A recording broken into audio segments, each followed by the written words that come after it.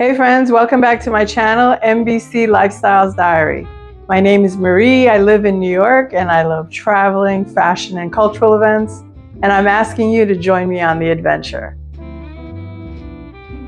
Today is Thursday, day 4 of Spend the Week with me, and today we're going to the South Street Seaport. Join me.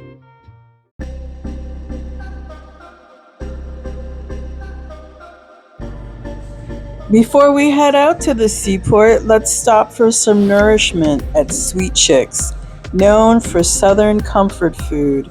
My favorite is the classic chicken and waffles. This restaurant was known to be owned by Nas, the rapper, but actually he's just a stakeholder, and the name of the owner is Mr. Seymour. I had my favorite with some lemonade. It was delicious. And I was energized and ready to head to the South Street Seaport.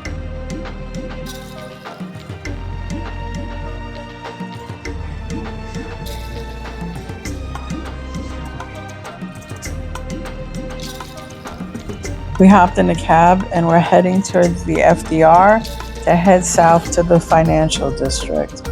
I remember in 1981, the site of the seaport was just an abandoned pier because the river could not hold the depth of the new ships.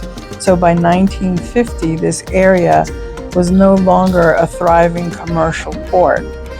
It still had the Fulton Street Fish Market, which was still very alive and doing business, but in 2005, Mayor Giuliani closed it down and forced it to move up to the Bronx. Another thing that's famous about the South Street Seaport is that it is 19th century commercial buildings, maritime museums, and dining. That's a designated historic district. But before all that could happen, it started in 1981 with the South Street Seaport Foundation that was going to redo the area and make it mark its maritime history. And I can remember going to Pier 17 and sitting there and listening to a Dave Brubeck concert because they were holding a series of concerts to raise money for the area. The South Street Seaport is located on Fulton Street and meets the East River. It is adjacent to the financial district. It has 19th century commercial buildings, maritime museums, and dining, and contains the former Fulton Street Fish Market. The Fulton Street Fish Market was established in 1625 by the Dutch West Indies Company.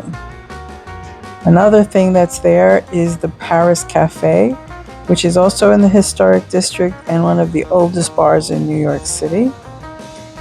And this area was also called the Port of New York. The port was destroyed by Sandy in October 2012. The plan was to tear it all down and rebuild it. It was rebuilt with higher-end shops. The tin building was elevated and moved forward and refurbished with eateries, and so was the seaport that was originally on Pier 17.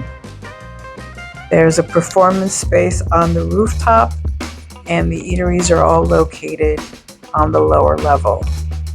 We went to Malibu Cafe, which is a farm-to-table restaurant, and the food varies depending on what's in season. At this point, we're sitting out back looking at the Brooklyn Bridge, and they had a DJ playing. Also, there was a concert being held by an Indonesian singer named Nikki, who sings R&B. So there was a large crowd waiting to go see her at the rooftop performance space. All in all, it's a beautiful view at Seaport. Another thing that holds on to the maritime history of the South Street Seaport is that there are 4 ships that reflect the ships of the time during the 1800s and 1900s.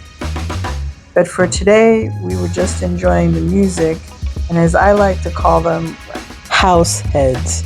So there was a genre of music called house music all night long, and there was a particular style of dancing to it and a particular age group. So we found a few, smattered about, enjoying the vibes.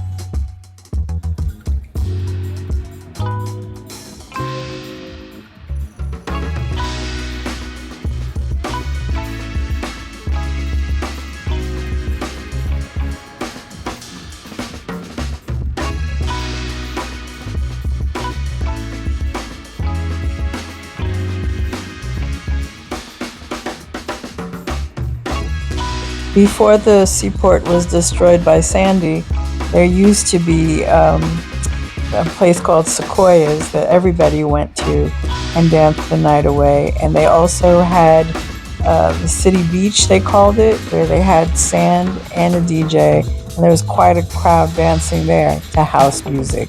So these people dancing reminded me of that time. As you can tell, the seaport has a varied history, not just tied to its maritime history, but a history of bringing entertainment and joy to the people that worked in the financial district.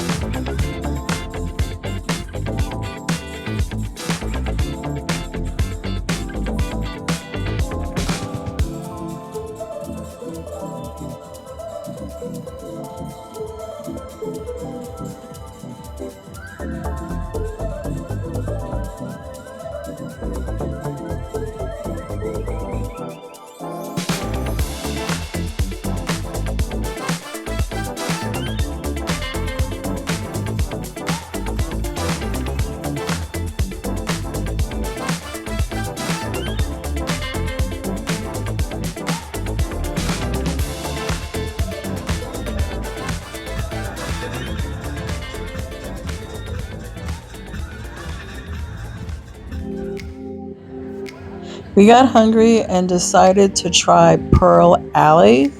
So we walked inside, and that was another area with varied restaurants. So they had like a bar with ping pong tables, and then they had another bar that just served bar food. And then they had the Fulton Street Fish Market, which was a restaurant that served seafood, but it was a killer view. We ended up, as I said, at Malibu Farms, which is farm to table concept, so that everything on the menu was fresh. I had the $30 burger. It was delicious, and split the salad with my husband. It was a great view. We sat there as the sun set and felt the magic of New York in the summer. We're on the riverfront looking across the water to Brooklyn, and as we pan, we see the vitality of the riverfront with the ferries and the boats and all the waterfront activity. So we might not have a beach, but we have the water and a gentle breeze blowing across. All this vitality started in 2005 as the city started to revitalize its waterways and not take for granted the magic that we have here.